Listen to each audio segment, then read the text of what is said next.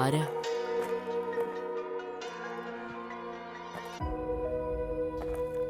മോനെന്നെ മനസ്സിലായോ? ഞാൻ മോൻ്റെ അപ്പച്ചൻ്റെ ഒപ്പം വർക്ക് ചെയ്തതാ ഒരു 10 വർഷം മുന്നേ. ജോണല്ലേ?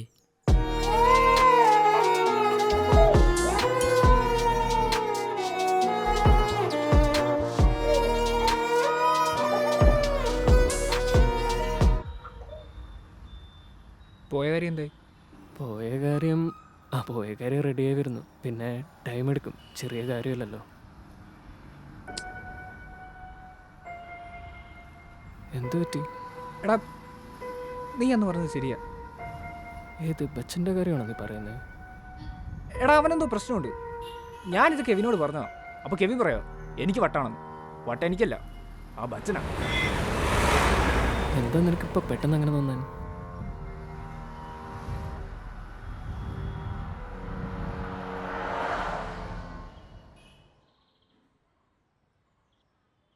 എടാ, ഞാൻ ഓസ്ട്രേലിയക്ക് പോകുന്ന എല്ലാവരും സെറ്റായി കേട്ടോ.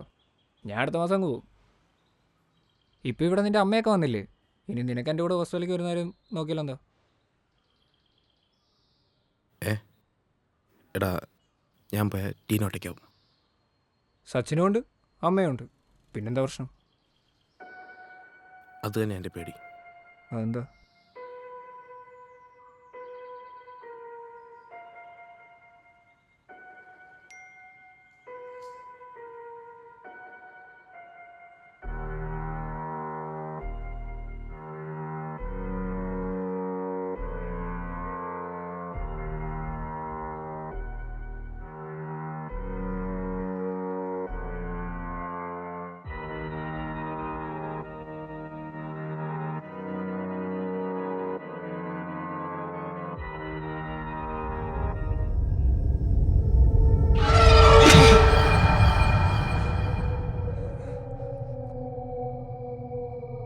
എടാ, നീ എന്നൊന്ന് വീട്ടിൽ കൊണ്ടുപോയിടേണ്ടി വരും.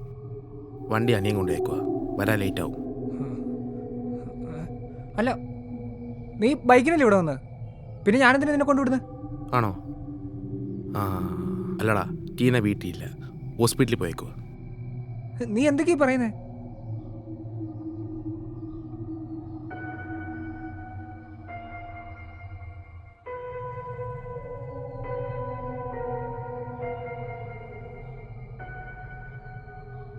ഹലോ, എടാ, ഫോണൊന്ന് ടീനയുടെ കൊടുത്തേ. ഞാൻ ദേ ആനന്ദിൻ്റെ വീട്ടിൽ.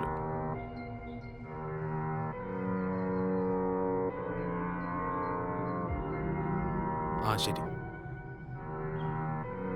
ആടാ, നീ പറഞ്ഞ ശരിയാ, ഞാൻ ബൈക്കിൽ വന്നേ. ടീന വീട്ടിലില്ലെന്നല്ലേ നീ പറഞ്ഞത്? ആടാ, ടീന ഹോസ്പിറ്റലിൽ പോയിക്കുക. പിന്നെ ഇപ്പൊ നീ ആരെയാ വിളിച്ചത്?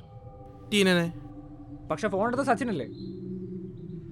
ആ, പിന്നെ നീ ടീനയോട് എന്തിനാ സച്ചിൻ വീട്ടിലില്ലെന്ന് ചോദിച്ചത്? സച്ചിൻ വീട്ടിൽ തന്നെ ഉണ്ടല്ലോ. എന്താടാ നിന്റെ കിളി പോയോ? ബാക്കി സിനിമ കാണാം.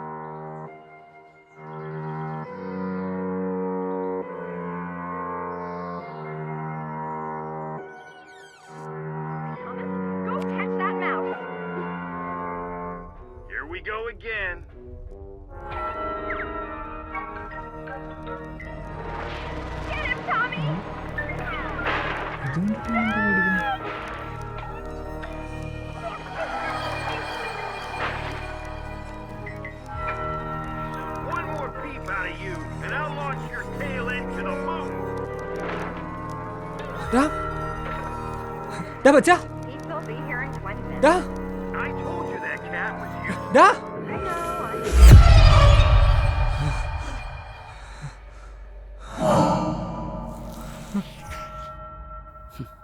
ഗോസ്റ്റ് ഹണ്ടർ ആൻ്റണി 100 കണക്കിന് കേസുകളുമായി ഇന്ത്യ മുഴുവൻ സഞ്ചരിച്ച the great paranormal activist.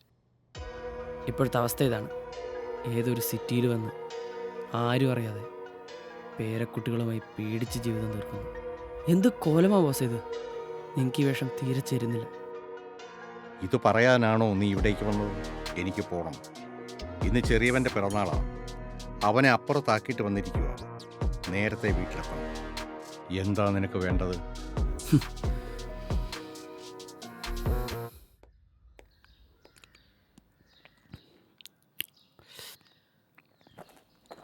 Glass ഞാൻ കഴുകാം. എടാ പോടാ, അതവിടെ വെച്ചേര്. പിന്നെ നീ കഴുകൂ.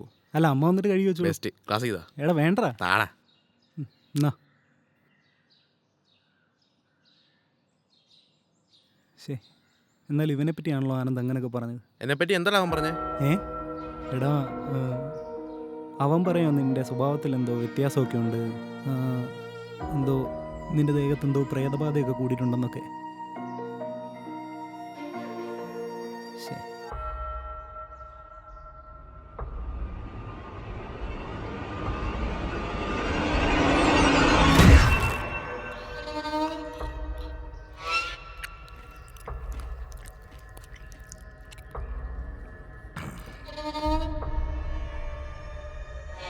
നീ എപ്പോൾ എത്തി? ഇതേ വരുന്ന വഴിയാടാ.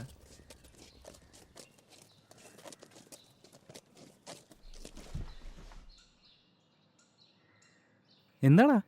നിനക്ക് ഞാൻ പറഞ്ഞപ്പോഴല്ലായിരുന്നു പ്രശ്നം. ദേ ഇപ്പം ഇവനോട് ചോദിക്കേ. എന്ത്?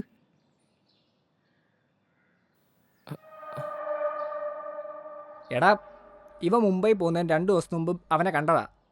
അപ്പോഴും അവൻ ഇതേ പ്രശ്നം ഉണ്ടായിരുന്നു. കള്ളം പറയുക, പരസ്പര ബന്ധമില്ലാത്ത പോലെ സംസാരിക്കുക, മൂക്കിന് ചോര വരിക, ശവം പോലെ ഇരിക്കുക. ചോരയോ? ആടാ, അവൻ എന്തോ പ്രശ്നമുണ്ട്. നിനക്കങ്ങനെ തോന്നിയില്ലേ?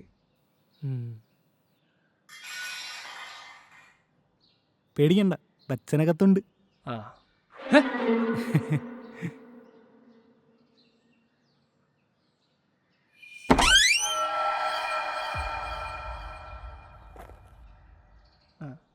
ആ നിങ്ങളെപ്പറ്റി? ഇപ്പൊ വന്നേ ഉള്ളൂ. എടാ എനിക്ക് അത്യാവശ്യമായിട്ടൊന്ന് പോകണം, പിന്നെ കാണാം. ആ. എടാ എന്നെ ഒന്ന് കൊണ്ടുവിടാവോ? എൻ്റെ ബൈക്ക് അനിയും കൊണ്ടുപോയിക്കുവാ. ആ,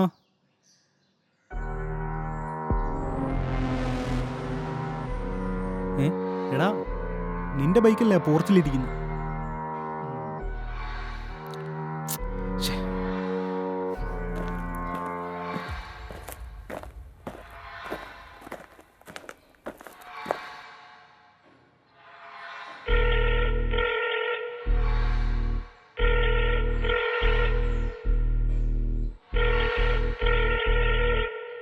ടീനെ ഓരോ 6 മാസം കൂടുമ്പോഴും വീട് നാട് മാറി താമസിച്ചാൽ ആരും കണ്ടുപിടിക്കില്ലെന്ന് കരുതിയോ? നിങ്ങളെ കൊണ്ട് ഇനി പറ്റില്ല. നിങ്ങൾ എത്ര ശ്രമിച്ചാലും പറ്റില്ല. അതിന് ഏറ്റവും വലിയ ഉദാഹരണമാണ് നിങ്ങളുടെ ഇപ്പോഴത്തെ വേഷം. വീണ്ടും ശ്രമിക്കാൻ നിങ്ങളോ തയ്യാറല്ല. ഞാനെങ്കിലും ഒന്ന് ട്രൈ ചെയ്തോട്ടെ.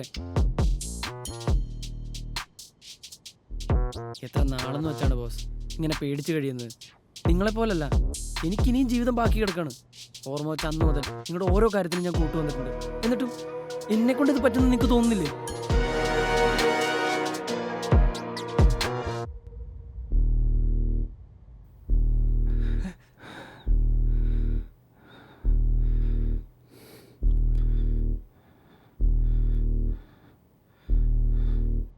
എന്നെക്കൊണ്ട് ഇനി ഒന്നിനും വയ്യ. നീയും നിർത്തിക്കൂ. അതിനത് നിങ്ങളല്ലല്ലോ പറയേണ്ടത്. നീ ഈ കേസ് വിട്, വേറെ നോക്ക്. നിനക്കൊരു 100 എണ്ണം ഞാൻ ശരിയാക്കി തരാം. പറ്റില്ല. എനിക്കിതിനാണ് നിങ്ങളുടെ സഹായം വേണ്ടത്. നടക്കില്ല. നീ എന്നെ വെറുതെ വിട്.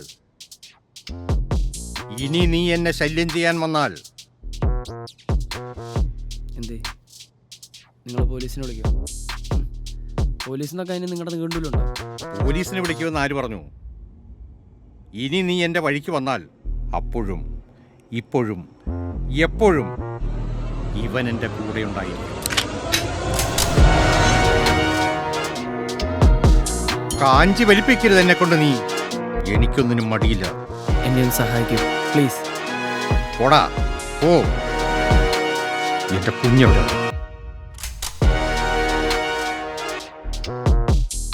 ചത്തോ? എടി, ഇവിടെ ആകെ ഒരു വല്ലാഴിക പോലെ. വല്ലാഴിക മാത്രമേ ഉള്ളൂ. അതുകൊണ്ടാണ് ഞാൻ പറഞ്ഞേ, വാ നമുക്ക് പോവാം. നീ വാ. വീട് മൊത്തം ഒരു ഒഴിഞ്ഞ ഫീല്. ഷെൽഫെല്ലാം കാലി, ഫോട്ടോ ഇല്ല, കണ്ണാടിയില്ല, ഒന്നുമില്ല.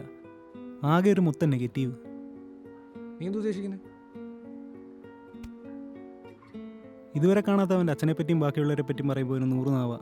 പക്ഷെ ഇന്നേ വരെ അവൻ്റെ അമ്മേനെ പറ്റി നല്ലതൊന്നും പറഞ്ഞിട്ടില്ല. പോരാത്തന്നെ നിങ്ങളോടൊക്കെ അവരുടെ കുറ്റവും.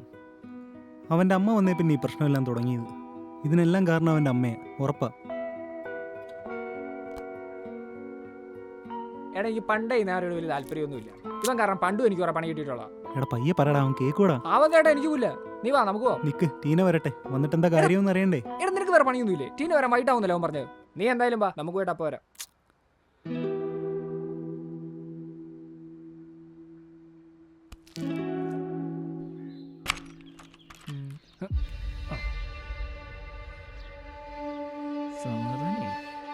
ആരോട് ചോദിച്ചിട്ട് നിങ്ങൾ ഈ വീട്ടിൽ കയറിയേ?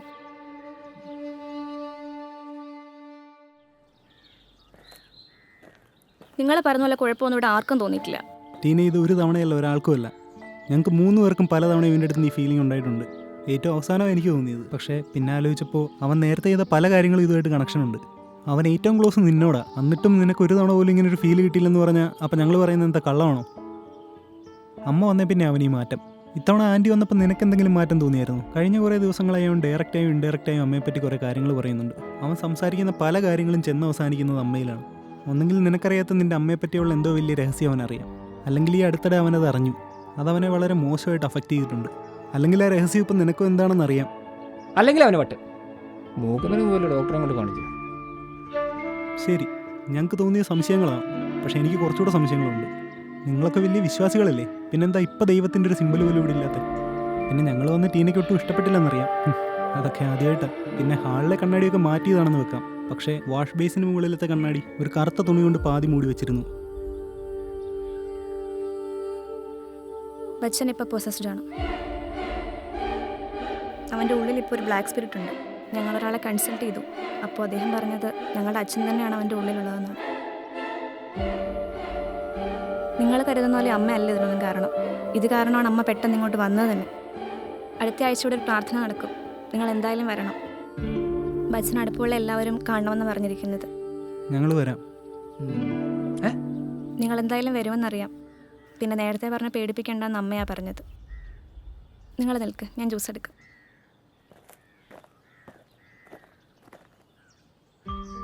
നീ എന്തിനുള്ളൂ നമ്മൾ വരുമെന്ന് പറഞ്ഞ? ഞാൻ പിന്നെ എന്ത് പറയാനാ? ദേ ഇരിക്കുന്ന ശവമൊന്നുമല്ല, മനുഷ്യക്കുഞ്ഞു തന്നെയാ. നമ്മളിവിടെ വന്നിട്ട് ഇത്ര നേരമായി. ഇവൻ എന്തെങ്കിലും ഒന്ന് അനങ്ങിയോ?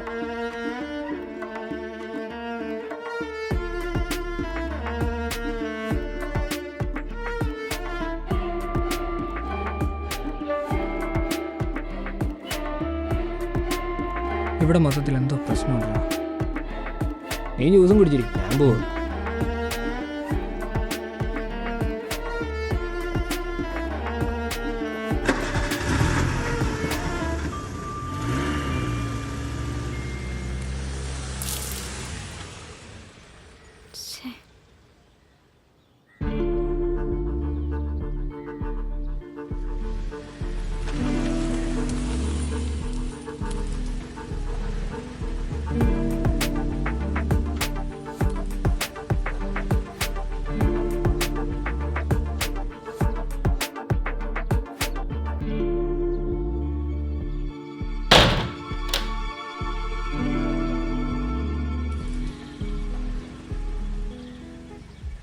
നാളിത്ര കഴിഞ്ഞിട്ട് നിൻ്റെ ഈ എടുത്തിയാട്ടത്തിന് മാത്രം ഒരു മാറ്റമില്ലല്ലോ.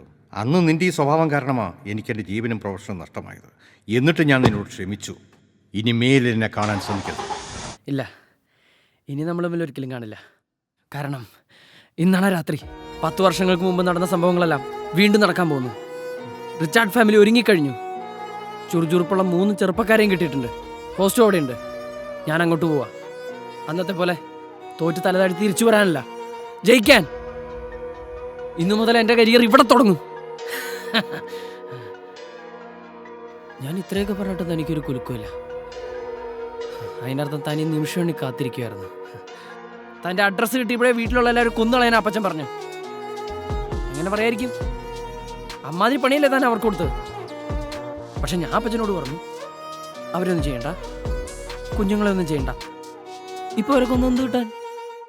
അതേസമയം അടുത്ത തവണയോ അത് കഴിഞ്ഞോ ചെയ്താ നമുക്ക് ഉപയോഗം വരില്ലേ? എവിടെയാടാ എൻ്റെ കുഞ്ഞ്? അപ്പേ,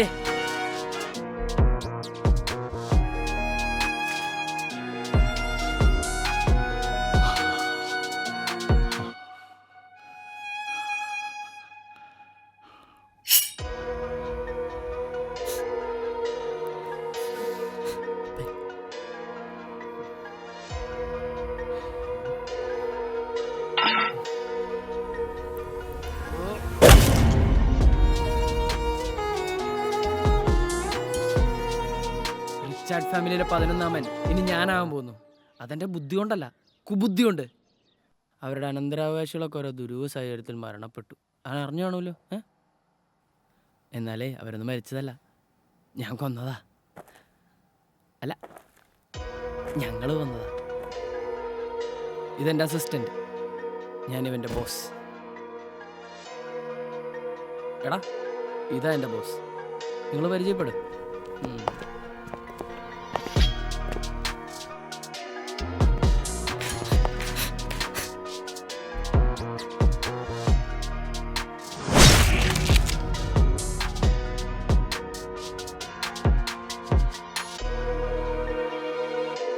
സോറി ബോസ്. ജോണേ, നീ വീണ്ടും തെറ്റുകൾ ചെയ്യുന്നു. നമുക്ക് നരകത്തിൽ വെച്ചാണ്. ടൈമായി. നിന്റെ ഷർട്ട് മുഴുവൻ ചോരയാണ്. വണ്ടി ഓടിക്കണം.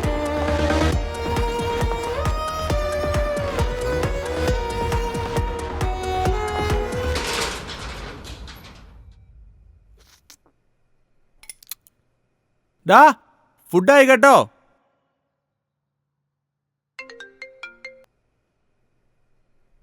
എന്താടാ കുറേ ആയല്ലോ.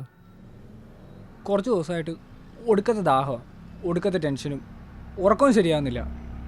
എന്തോ വലുത് വരാൻ പോകുന്നുള്ള പോലെ ഒരു പേടി.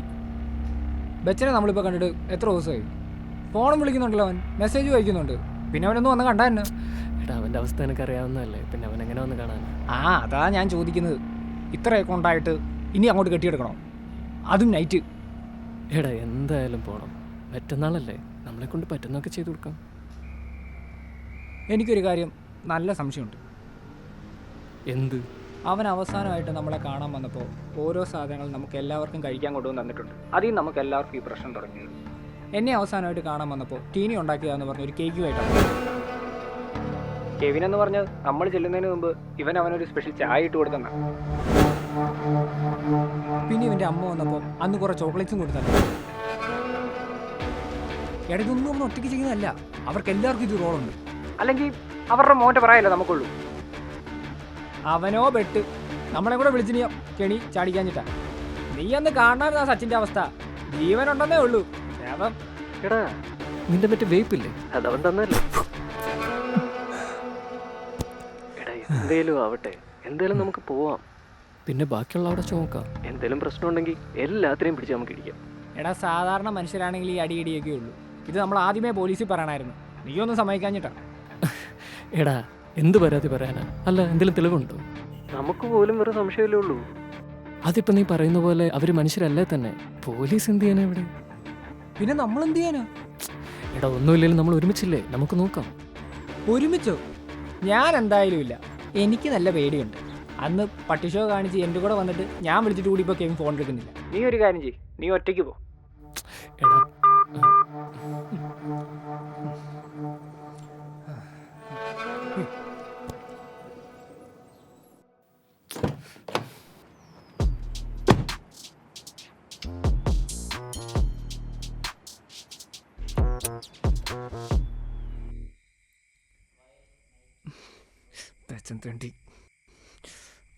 നാളെ തന്നെ പുതിയ ഫോൺ മേടിക്കണം.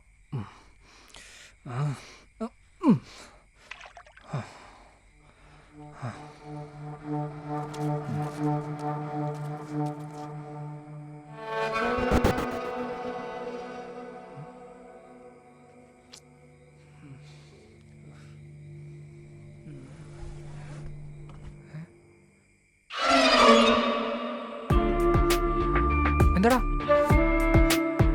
നീ എങ്ങനെയാ വണ്ടിക്കത്ത് കയറി?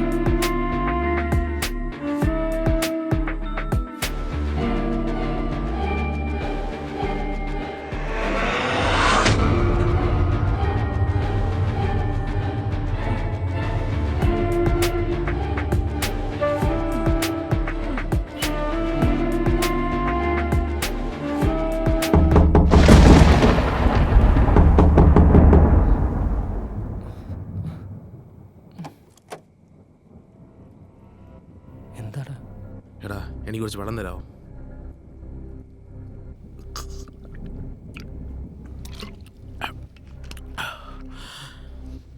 എന്താടാ എന്താ ഈ സമയത്ത്? നിന്നെ കൊണ്ടുപോകാൻ. ഇന്നലെ അമ്മ നിങ്ങൾക്ക് ഇവിടെ നടത്തുന്ന വിരുന്ന്. വാ പോവാം. എടാ ഞങ്ങൾ വരുന്നില്ലെന്ന് പറഞ്ഞാണല്ലോ. അവന്മാരിപ്പം അങ്ങെത്തി കാണും. നീ വേഗം റെഡിയായിട്ട് വാ. എന്താടാ നീ വരുന്നില്ലേ?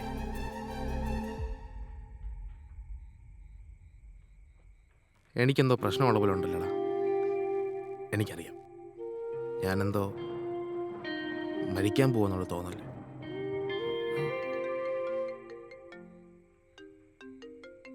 Hello hello.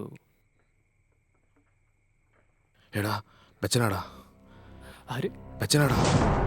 അമ്മ എന്നോട് പൂട്ടിട്ടിരിക്കുവാടാ, ഞങ്ങളെ കൊല്ലും. എടാ നീ എന്തൊക്കെയാ പറയുന്നത്? ആടാ ആനന്ദ് ഇവിടെ ഉണ്ട്, ഇവനെ ഇവിടെ കൊല്ലും. നീ ഇപ്പം എവിടെ? വീട്ടിലാണോ? വീട്ടിലല്ലടാ. പിന്നെ എവിടെയാ? അതെനിക്കറിയില്ലടാ, പക്ഷെ നിന്നെ വിളി സച്ചിൻ വരും. നീ അവനോട് വരണം. ഞങ്ങളെ രക്ഷിക്കാൻ എന്തെങ്കിലും വഴി കണ്ടെത്തണം. ആരടാ?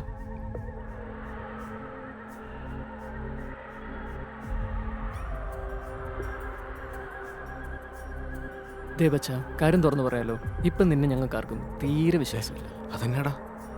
കാരണം നിന്റെ ഇപ്പോഴത്തെ പെരുമാറ്റമല്ല അങ്ങനെ. എടാ ഞാനിപ്പോൾ ഓക്കെയാണ്.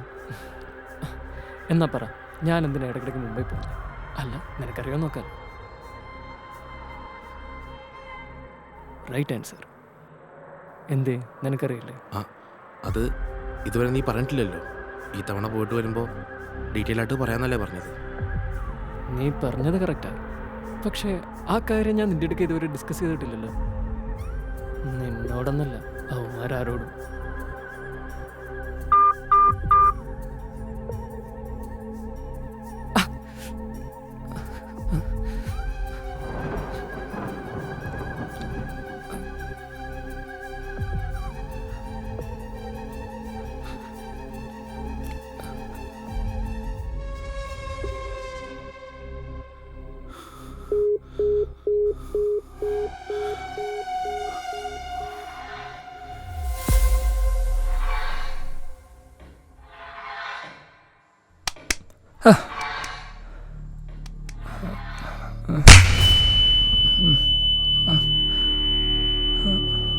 എന്തുറക്കമായത്? എഴുന്നേറ്റേ.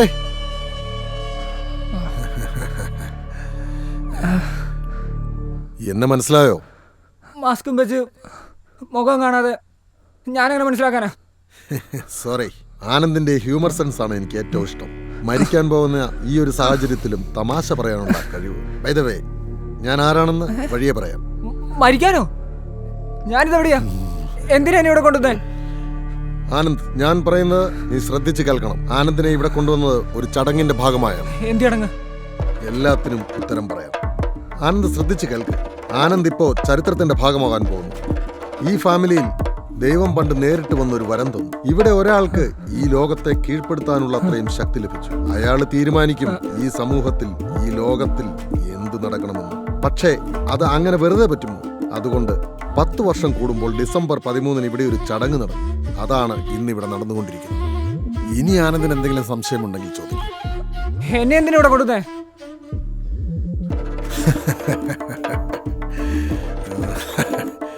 ഇവിടെ ഞാനാണ് ആനന്ദ്, ആ ശക്തിമാൻ. പക്ഷേ എനിക്ക് ശക്തി കിട്ടണമെങ്കിൽ നിങ്ങളുടെ സഹായം വേണം. നല്ല ചുറുചുറുക്കുള്ള ചെറുപ്പക്കാരെ കിട്ടാൻ ഇപ്പോ എന്താ പാട്? ആനന്ദിനെ പോലെ. എങ്ങനെ? ഞാനെന്ത് ചെയ്യണ്ടേ? എനിക്ക് നിന്റെ ജീവൻ വേണം. നീ മരിക്കില്ല, എന്നിലൂടെ നീ ജീവിക്കും. റിച്ചാർഡ് ഫാമിലിയുടെ ചരിത്രത്തിൽ നിനക്ക് പ്രധാന സ്ഥാനം ലഭിക്കും. ദേ ഇവനെ പോലെ.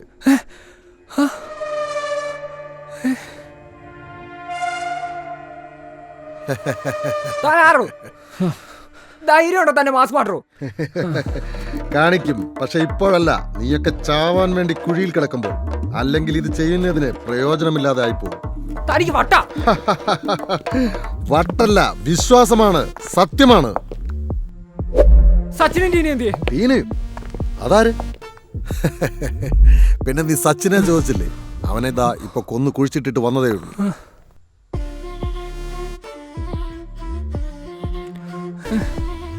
ബച്ചന്റെ അമ്മയില്ലേ നിങ്ങൾ സംശയിച്ച ആ സ്ത്രീ?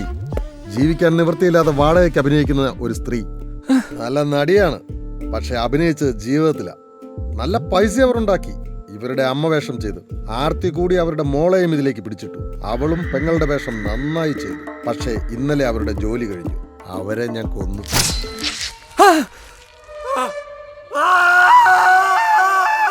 താനെന്താടാ പൊട്ടനോ? ഇവിടെ അടുത്ത് വല്ലതും വേറെ വീടുണ്ടെന്ന് നിനക്ക് തോന്നുന്നുണ്ടോ?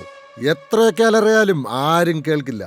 പിന്നെ നിന്റെ ഫ്രണ്ട് മാത്യു ദേ അപ്പുറത്തെ മുറിയിലുണ്ട്, ഉറങ്ങുക. തനിക്ക് കെവിനെ അറിയത്തില്ല, അവൻ പുറത്തുണ്ട്. ഫ്രണ്ടിലോട്ട് മാത്രം നോക്കാതെ ഒന്ന് ബാക്കിലേക്ക് നോക്കടാ.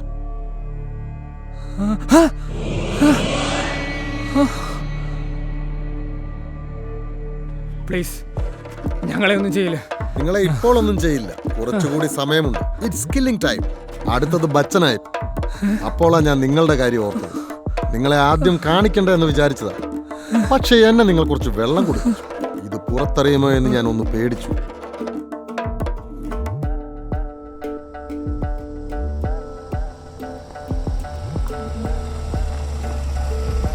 എന്തൊക്കെ കഷ്ടപ്പാടാണല്ലേ. അല്ലാതെ വെറുതെ അല്ല ഞാൻ ഈ നിലയിൽ തുടരുന്നത്.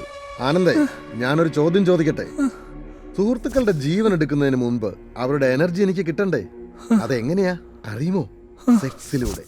അതുവഴി നിങ്ങളുടെ എല്ലാ എനർജിയും ഞാൻ ഊറ്റിയെടുക്കും. പക്ഷെ പേടിക്കണ്ട, ഞാനുമായല്ല. ഈ മഹത്തായ പ്രവൃത്തി ഒരു പുരുഷനോ സ്ത്രീക്കോ ചെയ്യാൻ കഴിയില്ല. പുരുഷന്റെ ശരീരവും സ്ത്രീയുടെ മനസ്സും, അല്ലെങ്കിൽ സ്ത്രീയുടെ ശരീരവും പുരുഷന്റെ മനസ്സും, അങ്ങനെ ഒരുമിച്ചുള്ള ഒരാൾക്കേ അതിന് കഴിയൂ. ആളകത്ത് മാത്യുവിന്റെ കൂടെയുണ്ട് ഇപ്പോൾ. അത് കഴിഞ്ഞാൽ അടുത്തത് നീ.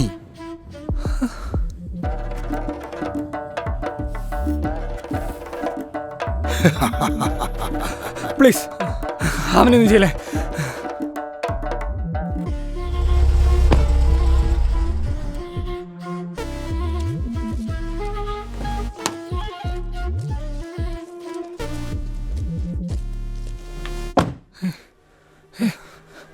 വേണ്ട. കെവിനെ, കെവിനെ നോക്കടാ.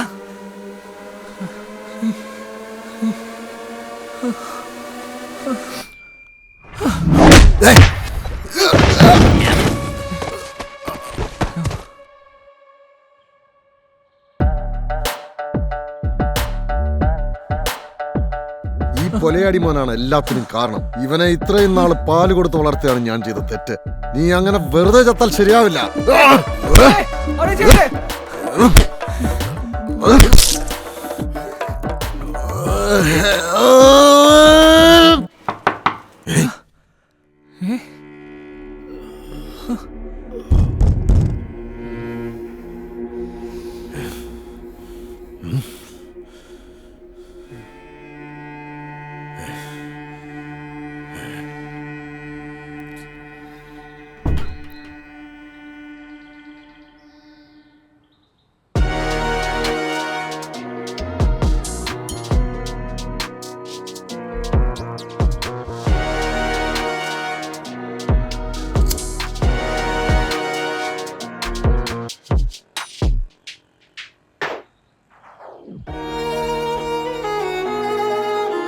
അപ്പച്ചനെവിടെ?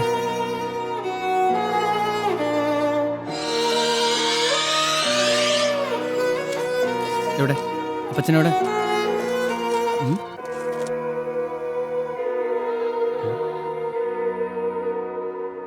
അപ്പച്ച. ജോണേ, എനിക്ക് സാധിക്കാഞ്ഞത് നീ നേടിയെടുത്തു. ഇനി അയാൾ നമ്മുടെ ഇടയിൽ വരില്ലെന്നറിയാം. നിന്നോട് ഇതിന് എത്ര നന്ദി പറയണമെന്ന് എനിക്കറിയില്ല. ജോണേ, നീ 11ാമനായി ചെയ്ത കഷ്ടപ്പാടുകളെല്ലാം ഇവൻ ഞങ്ങളോട് പറഞ്ഞു. എല്ലാമെന്ന് വെച്ചാൽ എല്ലാം. ഒന്നാമത്, നീ ഞങ്ങളുടെ കൂട്ടരല്ല. എന്നിട്ട് നിന്നെ ഇതിനെ തിരഞ്ഞെടുത്തത് എനിക്ക് വേറെ വഴിയില്ലാഞ്ഞിട്ടാണ്, ഈ പരമ്പര നശിക്കാതിരിക്കാൻ. അതിൻ്റെ കൂടെ ഇവൻ ഇതൊക്കെ പറയുമ്പോൾ ഞാൻ പിന്നെ എന്താ ചെയ്യണ്ടേ? പിന്നെ നിനക്ക് വേറൊരു കാര്യം അറിയോ? ഇവൻ ഞങ്ങളുടെ കൂട്ടരാ.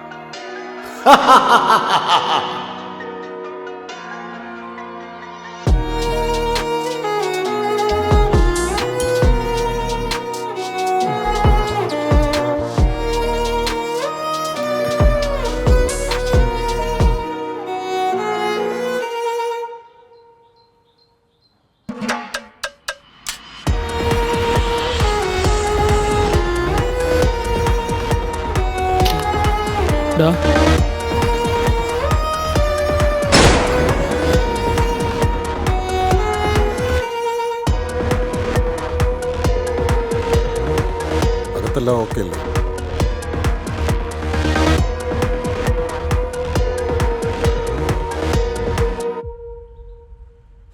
ചേട്ടൻ എങ്ങനെ ഇവിടെ? ഇവർക്ക് മാത്രം എല്ലാം പ്ലാൻ ചെയ്താൽ മതിയോ?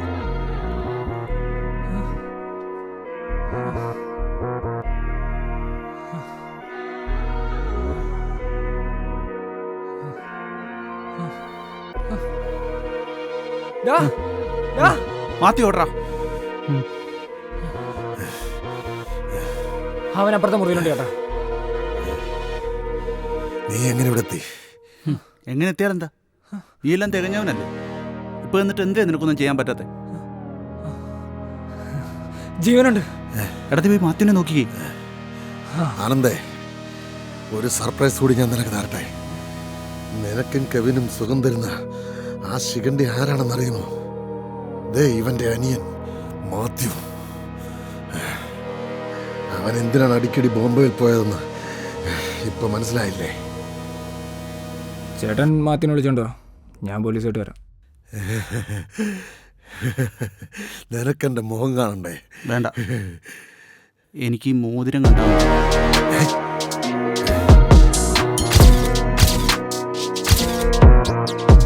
ഇതുവരെ ഞാൻ ആരാ, എന്തിനാ ഇതൊക്കെ ചെയ്യുന്നതെന്ന് നിനക്ക് മനസ്സിലായില്ല? എന്താ നിന്റെ ദൈവ കഴിവ് നിനക്ക് തന്നില്ലേ?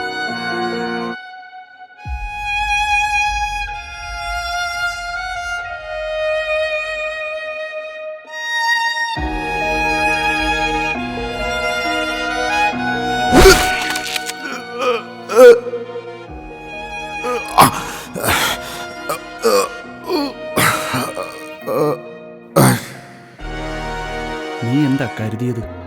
എൻ്റെ അപ്പ പേടിച്ച് ഈ പണി നിർത്തിയെന്നോ? അത്രയും നാൾ മറഞ്ഞു നിന്നതിൻ്റെ തെളിവുകൾ ഒഫീഷ്യലി കളക്ട് ചെയ്യുകയായിരുന്നു അപ്പച്ചൻ. അപ്പച്ചൻ തയ്യാറാക്കിയ ഫയൽസിലൂടെയും അപ്പച്ചൻ്റെ ഡയറിയിലൂടെയും ഞാൻ ഈ കേസ് പഠിക്കാൻ തുടങ്ങി. അപ്പച്ചൻ എവിടെ നിർത്തിയോ അവിടെ നിന്ന് ഞാൻ തുടങ്ങി. 20 വർഷം ഞാൻ വെയിറ്റ് ചെയ്തു ഒരു പ്രോപ്പർ അവസരത്തിനായി. ആ നാളുകൾ കൊണ്ട് നിങ്ങളുടെ കോൺഫിഡൻസ് ഓവർ കോൺഫിഡൻസായി. അതെന്നെ ഇവിടെ എത്തിച്ചു. ഇതിൻ്റെ അവസാനത്തിൽ എൻ്റെ അപ്പയുടെ ഏറ്റവും വലിയ ആഗ്രഹത്തിൽ.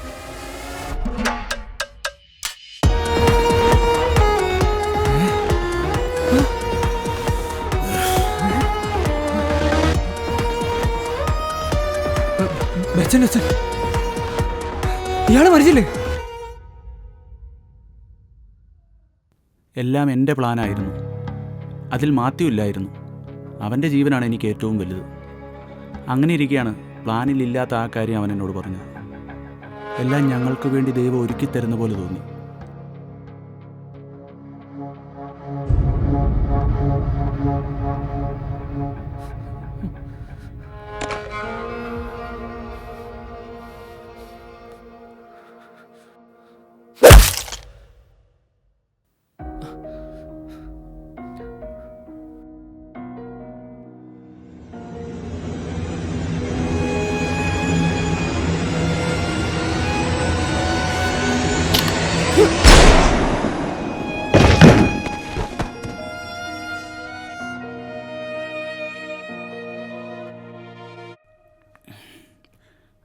ആ എടാ, ഞാൻ എത്ര ദിവസമായി ഇവിടെ? ദിവസമൊന്നും ആയില്ല, 4 മണിക്കൂർ. ഇനി ബച്ചനും ഇല്ല, മാത്യവും ഇല്ല. എന്തിനാ കേട്ടോ അവനെ കൊന്ന്? ഒന്നുമില്ലെങ്കിലും സ്വന്തം അനിയനല്ലേ. ബച്ചൻ ഒരിക്കലും മരിക്കില്ലടാ. ഇനി അത് സൊസൈറ്റിയുടെ ആവശ്യമാണ്. പിന്നെ മാത്യു, അവൻ ആരാണെന്നറിഞ്ഞപ്പം നിങ്ങളുടെ മുഖം ഞാൻ കണ്ടതാ. ഇനി അവനുണ്ടെങ്കിൽ തന്നെ നിങ്ങൾക്ക് പഴയ പോലെ അവനെ കാണാൻ പറ്റുമോ? അതിലും നല്ല ഇല്ലായിരിക്കുന്നല്ലേ. അവൻ്റെ ചേട്ടൻ പറഞ്ഞ അത്ര ശരിയല്ലേ? എന്ത്? മാത്യു ഇപ്പോൾ ഉണ്ടായിരുന്നെങ്കിൽ അവനെ നമുക്ക് പഴയ പോലെ കാണാൻ പറ്റുമായിരുന്നു. അതെന്ത് ചോദ്യമാടാ? നിനക്കങ്ങനെയാണോ? എനിക്കല്ല, എനിക്ക് നിന്നെയാ സംശയം. ആ, എനിക്ക് നിന്നെയും.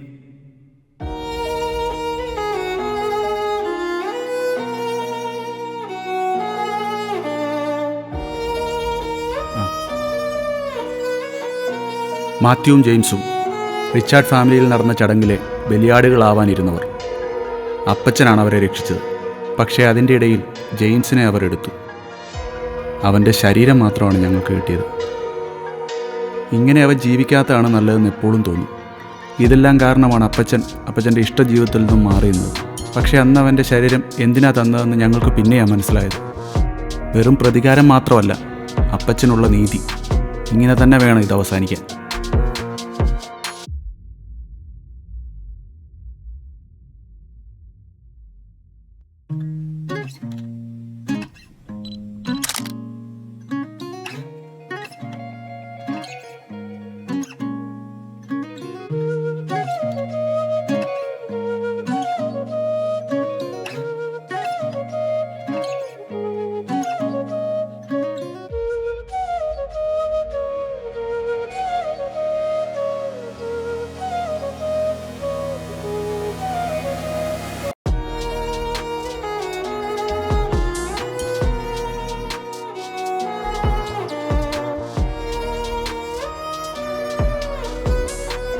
സാറ് വളരെ ഗൗരവത്തിലാണല്ലോ.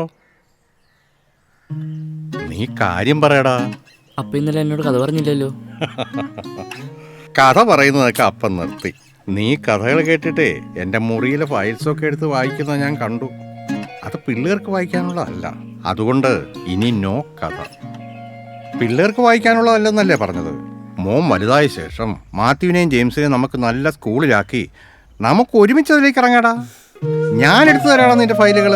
വാടാ. 15-ാമത്തെ വയസ്സ് മുതൽ ഇത് മാത്രമായിരുന്നു എൻ്റെ ലക്ഷ്യം. അതിലെ ശരിയും തെറ്റുമൊന്നും ഞാൻ നോക്കിയിട്ടില്ല. എൻ്റെ അപ്പയെ കൊന്നവരോടുള്ള പ്രതികാരം.